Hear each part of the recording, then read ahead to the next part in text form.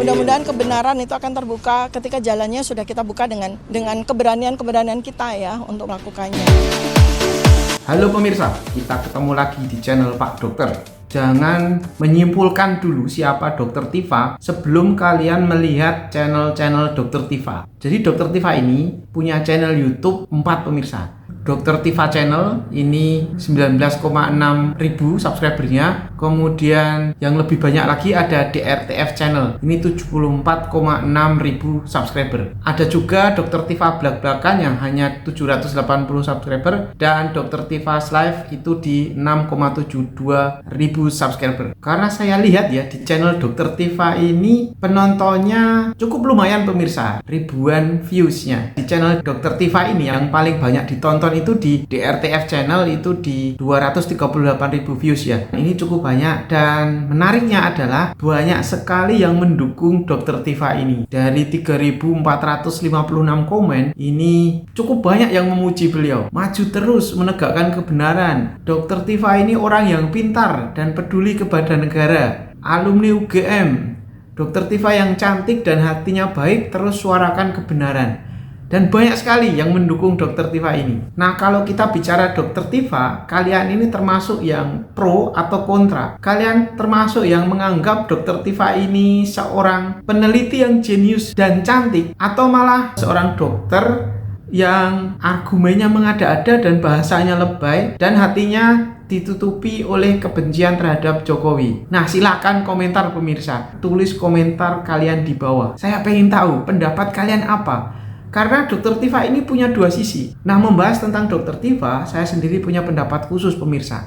Karena saya juga seorang dokter. Tetapi kali ini supaya kita mendapatkan pandangan yang netral mengenai siapa Dokter Tifa sebenarnya, saya ajak kalian untuk menemui salah satu teman saya, seorang penulis buku dan salah satu pemimpin di Jogja Daily News. Kita akan tanya-tanya, siapa sih Dokter Tifa menurut beliau, dan apakah yang dilakukan ini sebenarnya benar atau mengada-ada karena kebenciannya terhadap Pak Jokowi. Ayo pemirsa, ikuti saya. Nah, sebenarnya ada banyak orang yang sedang kasihan dengan Jokowi ya. Ini di saat masa beliau pensiun, seharusnya beliau menikmati masa bersama dengan anak cucu, berkehidupan yang tenang di Solo, tetapi serangan terhadap beliau itu bertubi-tubi. Ini dari sudut pandang Mas Arif bagaimana? Kalau ungkapan bijak Jawa kan ngunduh woing pakarti. Setiap kita atau setiap orang akan memanen gitu, akan mendapatkan hasil dari apa yang telah kita perbuat. Terlepas benar atau salah, Jokowi sedang ada di tahap itu. Jokowi sedang berhadapan dengan dampak implikasi dari apa yang telah ia perbuat selama ini pada saat berkuasa gitu. Itu juga akan berlaku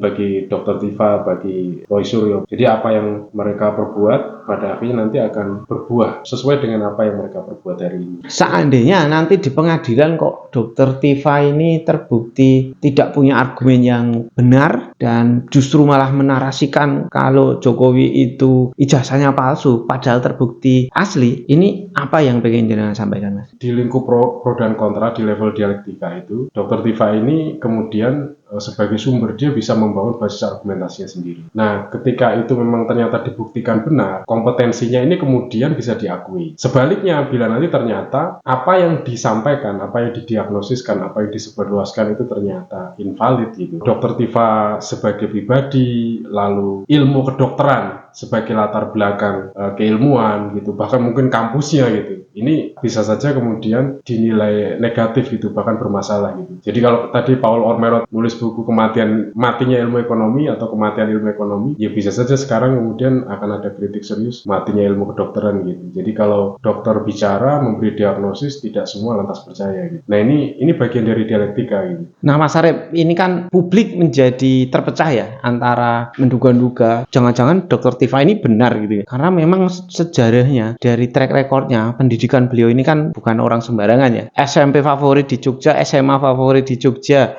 S1-nya UGM, ini yang notabene susah loh masuk UGM, kedokteran, S2-nya juga UGM. Nah, ini kan artinya belum pintar atau berkualitas untuk bisa masuk ke sana. Tetapi sekali lagi, pandangan-pandangan beliau ini banyak sekali yang meragukannya ya. Misalnya kayak menganalisa wajah Mas Gibran yang katanya mengalami adiksi seksual dan seorang psikopat gitu. Atau dari misalnya menganalisa foto bahwa ini Jokowi atau bukan hanya dengan membandingkan satu foto lama, kemudian menggunakan dasar misalnya kayak jarak antar mata, kemudian sudut dagu dan lain sebagainya. Sedangkan foto ini kan banyak sekali variabel yang harus dipertimbangkan, kayak resolusinya, kemudian sudut pemotretan, jarak pemotretan itu. Dan orang kan juga berubah itu, dari misalnya dulu kurus sekarang gemuk dan lain sebagainya. Mas Arif, tolong dibantu kita dan para pemirsa untuk memahami seorang dokter Tifa itu seperti apa. Kita kan lihat dokter Tifa itu senang menggunakan bahasa yang hiperbola atau bagaimana ya. Misalnya ya, kulit yang menggugat. Masalahnya ini kan analisa beliau atau argumen beliau oleh sebagian masyarakat itu kan dipertanyakan ya. Jadi diasumsi masyarakat itu bahwa itu kan propaganda dari dokter Tifa saja untuk menuduh Jokowi bohong, kemudian mengaitkannya dengan penyakit alergi yang sedang dialami oleh Pak Jokowi saat ini. Menurut Denan bagaimana? Ya bagian dari pro kontra ya, bagian dari dinamika dan dialektika itu kan sah-sah saja. Nanti di pihak sebelah juga seperti itu. Mereka kemudian mereview Dr. Tifa seperti apa, Roy Suryo seperti apa gitu. Dan mereka bertempur di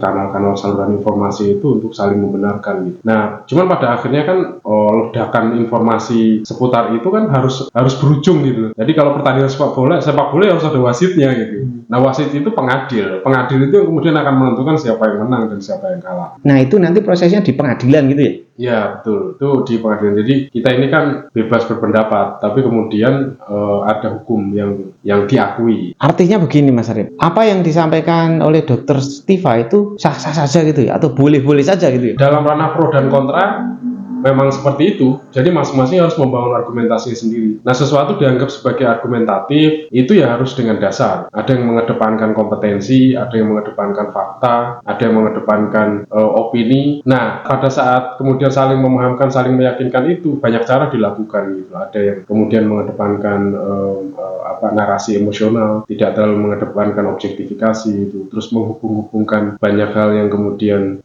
sampai pada kesimpulan bahwa seseorang itu tidak baik atau baik gitu. Pada titik tertentu sebenarnya kita akan berhadapan dengan dialektika yang bisa jadi sangat membingungkan. Kadang-kadang kita berpikir sepertinya benar juga itu ya omongannya, tapi kadang kita mikir itu kok nggak masuk akal ya gitu. Jadi kita nggak bisa lagi bertemu pada orang gitu.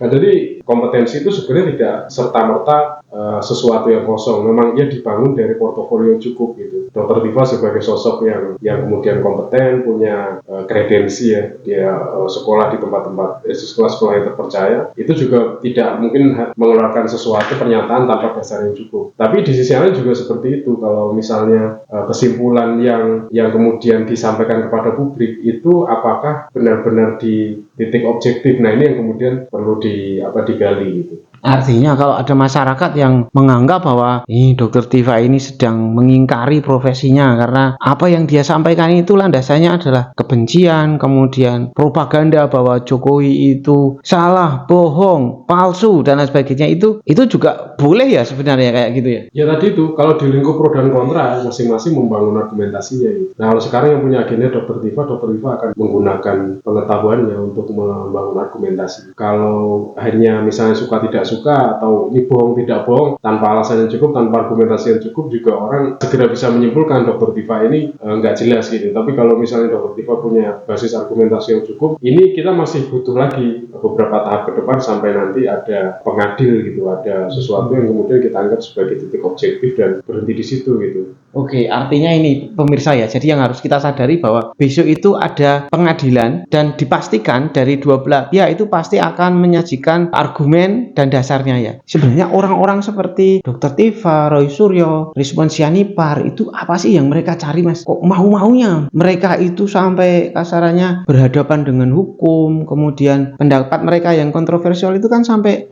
menyebabkan mereka tuh dihina-hina, dikatakan Roy Panci lah, dokter palsu lah. Apa kira-kira yang ada di dalam benak mereka itu?